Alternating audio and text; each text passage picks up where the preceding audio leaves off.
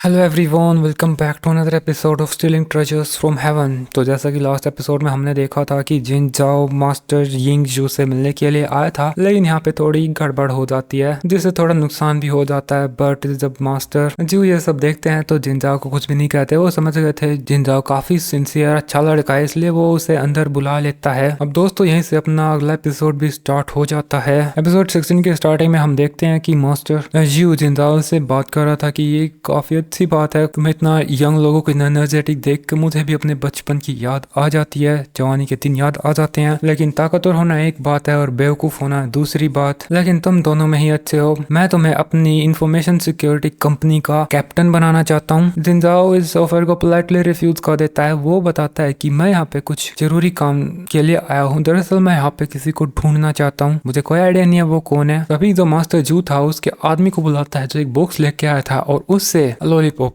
लेके उसे शक करने लगता है। मास्टर जू जिनजाओ को बताता है कि कुछ लेने के लिए कुछ देना पड़ता है, कुछ पाने के लिए कुछ खोना पड़ता है। अगर तुम सिंसियरिटी नहीं दिखाओगे तो तुम यहाँ से जा सकते हो। जिनजाओ कहता है कि आप चिंता मत करें, मैं जो आपके लिए लेके आया हूँ वो आपको डेफिनेटली पसंद आएगी। और फिर वो भी एक बॉक्स को निकाल लेता है जिसके अंदर 5 एक्सोटिक टी लीव्स थे। जिनजाओ से बताता है कि इन टी लीव्स, जो ये एक्सोटिक टी लीव्स है, इनको मेरी ग्रैंड मदर ने उनके टाइम में प्लांट किया था और मैं स्पेशली आपके लिए लेके आया हूँ। आपको ये काफी ज्यादा पसंद आएगी। इनके अंदर पहाड़ों और रिवर्स, हेवन और अर्थ की एसेंस की पावर है और इसकी चाय पीने के बाद आपके शरीर के अंदर यिंग यांग हार्मोनाइज हो जाएगी, बीमारियां दूर भाग जाएंगी, आपकी बॉडी मजबूत हो जाएगी, लाइफ बढ़ जाएगी। अब वो उसे तो अच्छी बातें बता रहा था लेकिन खुद के लिए वो बोल रहा था कि मैंने बहुत पैसा दिया है, प्लीज पसंद आ जाना बस। क्योंकि फिर हमें पता चलता है कि जिनजाओ ने यूशिन को कांटेक्ट किया था क्योंकि उसे पता था कि मास्टर जू को चाय पीना बहुत ज्यादा पसंद है, इसलिए उसने जो special exotic tea leaves buy करने के लिए बोला था। लेकिन 5 टी बैग्स के बदले उसे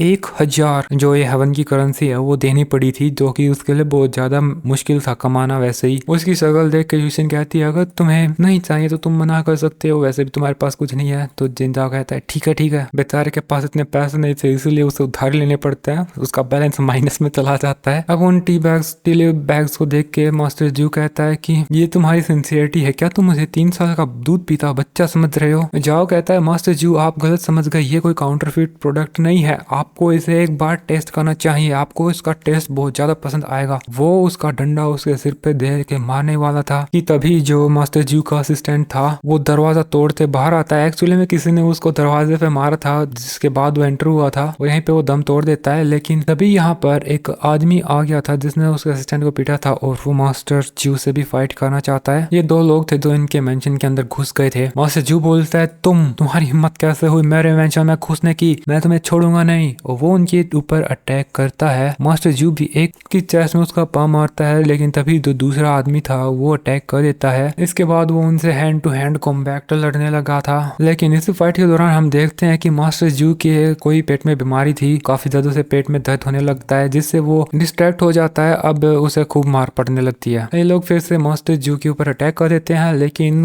वे उन्हें हिट कर पाते उससे पहले ही जिनजाओ उसका हाथ पकड़ के उस आदमी को दूर कर देता है। वो कहता है अब मेरी बारी मास्टर जू, आप आराम कीजिए, मुझे उम्मीद है आपको मेरी ये सिंसियरिटी पसंद आएगी। वे लोग फिर जिनजाओ के ऊपर अटैक करते हैं लेकिन वो उसका टांग पकड़ के किसी को साइड में घेर देता है, किसी के फिर हेड पे मारता है और किसी को पंचिंग बैग की तरह धो देता है और किसी कुछ ही सेकंड्स के अंदर फिर ये फाइट खत्म हो जाती है। और मास्टर जू कहता है ये लड़का इतना ज्यादा पावरफुल है, मुझे तो लगा था कि ये कोई बेवकूफ है, लेकिन अगर मैं इसके साथ अच्छी दोस्ती कर पाया तो हमें बहुत फायदा होगा। फिर वो उसका पास आके उसको थैंक यू बोलने लगता है लेकिन जिनजाओ कहता है सर आप कैसी बातें कर रहे हो, आप मुझसे उम्र में बड़े हैं, मुझे पता नहीं था कि आप इंजर्ड हो, नहीं तो मैं आपकी मदद कैसे कर पाता। मास्टर जू समझ गया था कि जिनजाओ शायद कोई मास्टर है, वो ऐसा समझ रहा है कि जिनजाओ कोई मास्टर है। फिर उससे पूछता है कि सर क्या आपको मेरी बीमारी के बारे में पता है, क्या आप उसे ठीक कर सकते हो, मैं कोई भी प्राइस पे करने के लिए तैयार हूँ। तो जाओ बताता है कि मैंने आपको ट्रीटमेंट मेथड पहले ही दे दिया है। तो वो समझ गया था कि वे टी बैग्स वे उसकी बीमारी ठीक कर सकते हैं। इसके बाद दोस्तों सीन चेंज हो जाता है और हम किसी अल्टर पे देखते हैं जहाँ 12 पिलर्स थे और यहाँ पर वही सैन्य कैट फूड कंपनी का मालिक आ जाता है। वो किसी पिलर को फेस कर रहा था। एक्चुअली में ये जितने भी पिलर्स यहाँ पे है ना, यहाँ पे ये सारे के सारे कोई पावरफुल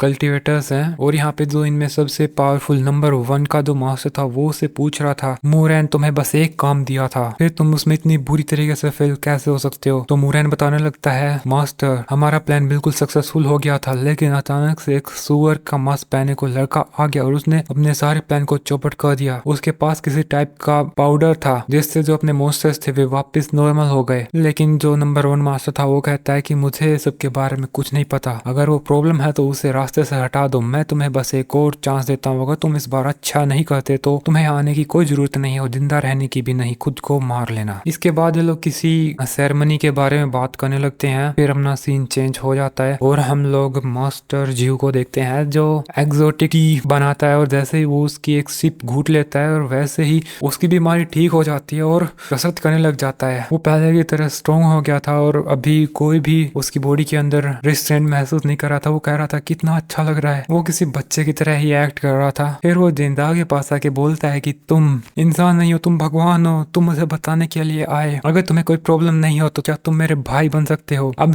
से मेरा बिजनेस मेरा नहीं बल्कि तुम्हारा भी होगा। हाँ, मैं तो भूल ही गया था, तुम यहाँ पे किसी काम के लिए आए थे, चलो बात करते हैं, चिंता मत कर, तुम किसी को अगर ढूंढना चाहते हो चाहे तुम्हें उसके बारे में पता ही क्यों ना हो, हमारे लिए ये काम बहुत आसान है। फिर जिंजाओ मास्टर जू से इन दोनों के बारे में पूछता है तो वो बताता है कि ये दोनों हमारे दुश्मन जाओ क्वांग से हैं। जिंजाओ से पूछता है कि ये दोनों तुम्हारे मेंशन में घुस के तुम पे अटैक कर रहे थे, ऐसा लगता है कि तुम्हारी उससे खून की दुश्मनी है। तो मास्टर जू बताने लगता है ऐसा नहीं था, हम दोनों भाई हुआ करते थे और हम लोग जो भी काम करते साथ साथ करते, लेकिन मुझे एक लड़की से प्यार हो गया और उसी को लेके हमारे बीच में दुश्मनी, हम एक लड़की को आपस में कैसे बांट सकते। ये सुनने में कितना वाहियात लगता है। फिर जिंजाओ मास्टर जू को दिलासा दे बोलता है आप चिंता मत करो, आपके दुश्मन अब मेरे दुश्मन है, मैं उनको संभाल लूंगा। जिसके बाद हमें दूसरी गैंग के अड्डे के अंदर वहाँ के लीडर को दिखाया जाता है जो मास्टर जू की फोटो को पंचिंग बैग पर लगा के उसे खूब कूट रहा था। वो बोल रहा था मैं तुझे कितना ही मारूं, मेरा गुस्सा कभी शांत नहीं होता, सारी अच्छी चीजें तुझे ही क्यों मिलती हैं। वो ऐसे ही एक एक करके कई सारे पंचिंग बैग्स को मारे जा रहा था। और दोस्तों इसी के साथ अपना एपिसोड इधर ही खत्म हो जाता है। Thanks for watching, bye.